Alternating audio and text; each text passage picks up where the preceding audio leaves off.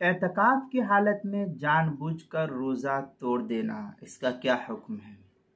चुनांचे अगर बहालत एतकाफ कसदन जानबूझकर कोई चीज़ खा पी ली, तो इस तरीके से कसदन जानबूझकर खा पी लिया तो रोज़ा खा पी कर उसने रोज़ा तोड़ दिया है मुअतकिफ ने, तो रोज़े के साथ साथ ऑटोमेटिक उसका एतकाफ भी टूट जाएगा।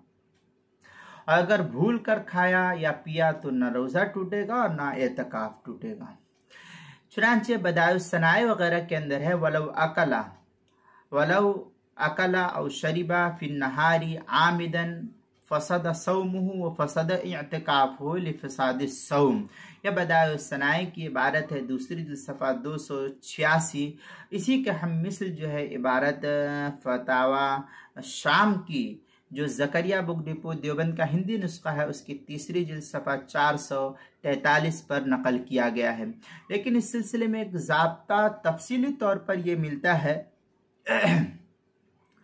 कि जो अमाल मुफसिदात सौम में से है, यानी वो अमल जिससे रोज़ा टूट जाता है इंसान का, उसमें कसदन और सहवन करने के हुक्म में फ़र्क होता है। अगर कोई चीज़ जानबूझकर की हो या अनजाने में कर लिया, भूल गया था, तो इन दोनों में फ़र्क होता है, जैसा कि अभी मैंने ऊपर तफसील इसकी बयान की है।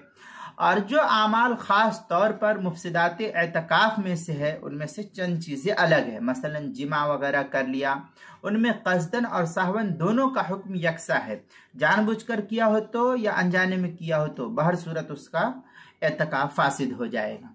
लिहाजा अगर रोज़ेदार मुअतकिफ ने दिन के वक्त में सहवन जिमा किया, भूल करके जिमा कर लिया, तो रोज़ा तो न टूटेगा लेकिन एतकाफ ज़रूर टूट जाएगा, क्योंकि इसके अंदर साफ नस मौजूद है वला तुबाशिरुहुन्ना व अंतुम आकिफूना फिल मसाजिद। ये तफसील जो है बदाउस सनाए की दूसरी जिल्द सफ़ा 286, फतावा हिंदिया पहली जिल्द सफ़ा 213 और अल बहरुर राहिक उसकी दूसरी जिल्द सफ़ा 303, फतावा शाम जो ज़करिया बुक डिपो देवबंद का हिंदी नुस्खा उसकी तीसरी जिल्द 443 पर इसको नकल किया है, और किताबुल मसाइल उसकी दूसरी जिल्द सफ़ा 197 पर नकल किया है, वहां देख सकते हैं।